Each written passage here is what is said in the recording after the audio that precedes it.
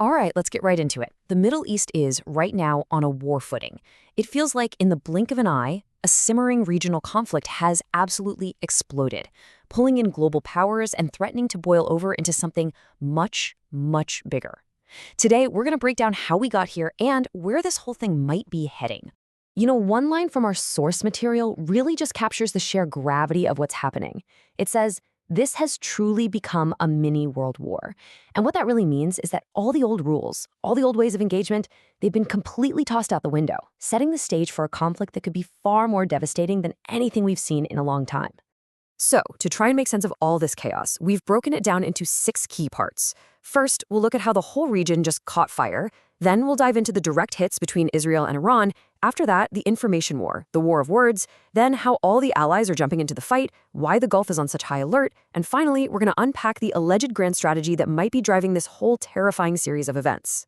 So, how in the world did a long-running shadow war suddenly erupt into this kind of open conflict?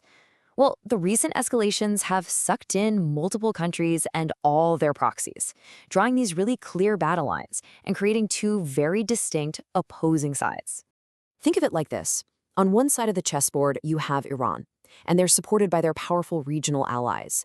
You've got Hezbollah and Lebanon to the north, and the Houthis down in Yemen to the south. And on the other side, you have the United States and Israel, and there are reports that major Gulf states like Saudi Arabia and the UAE are being pulled into their orbit.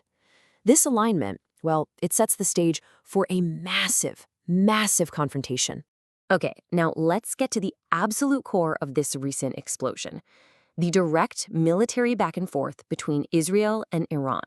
I mean, after years of this shadow war fought through proxies, the conflict is completely out in the open. And the claims of damage, especially coming from the Israeli side, have been, well, they've been dramatic, to say the least. First up, an absolutely stunning claim from Israel's Channel 12.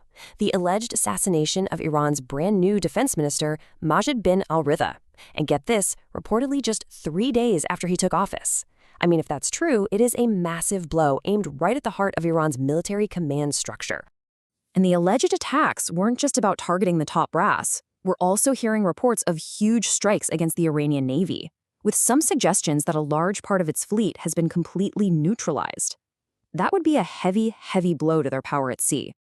And then, the escalation just hit a whole new level. We started seeing reports of large-scale missile barrages targeting the Iranian capital, Tehran, itself. This completely changes the game, moving the conflict from faraway proxy battlefields directly into Iran's biggest city. And this is where things get really, really scary. The conflict has now touched the nuclear dimension. According to the Atomic Energy Agency, strikes actually occurred near the Natanz nuclear facility. Even more alarming, there were attacks reported near the Bushehr reactor, a facility that, if hit, is capable of contaminating the entire Gulf with a radioactive cloud. So far, thankfully, no leaks have been detected. You can also see how strategic the targets are. Israel is claiming they had a secret meeting in the city of Qom, killing 88 members of Iran's Assembly of Experts. Now, this is the very group that chooses the next supreme leader. So this wasn't just a military strike. This was an alleged attempt to completely decapitate Iran's future leadership. But you have to remember, alongside all of the missile strikes and alleged assassinations, there is a fierce information war raging. For every single claim, there is a counterclaim. And honestly, the truth has become the first casualty in all of this. Just take that attack in Qom. While Israel was celebrating this huge intelligence victory, Iran's Mir news agency and officials from the IRGC immediately fired back, claiming the building was totally empty and hadn't been used in years. So, was it a devastating blow or a strike on an abandoned building? In the fog of war, it's just nearly impossible to know for sure. And Iran has been pushing its own narrative very aggressively. A top advisor to the IRGC, that's the Islamic Revolutionary Guard Corps, Major General Syed Yahya Safavi, claimed they knew an attack was coming and had already evacuated all their important bases. His message was crystal clear. You're not hitting us, you're just hitting empty walls.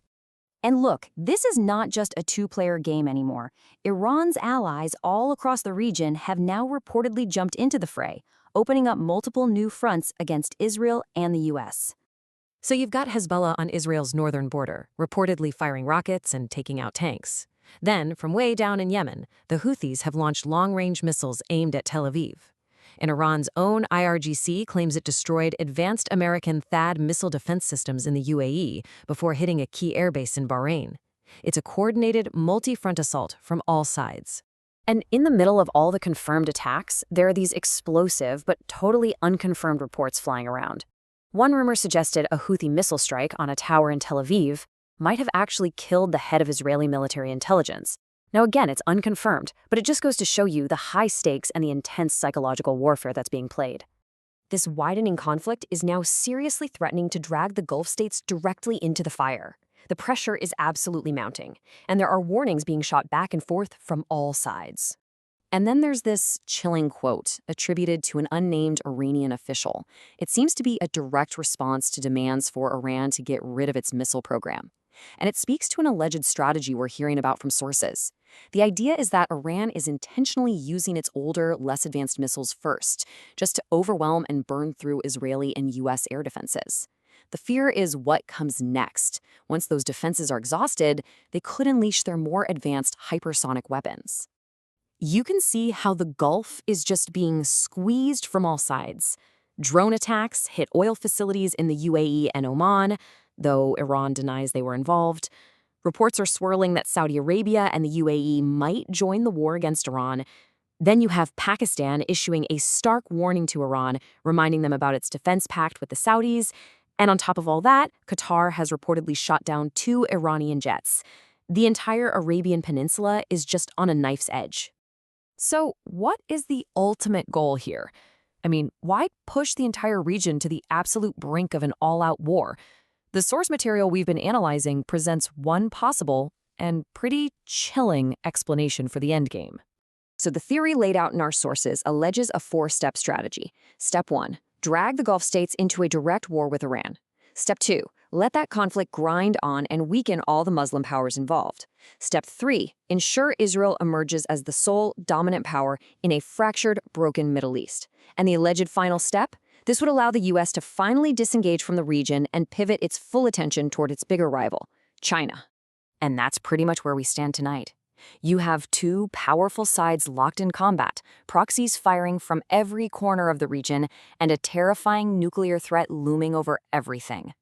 We've laid out all of the pieces on the board based on the material we have. The final moves, though, are yet to be played, and it leaves all of us with one simple question: what happens next?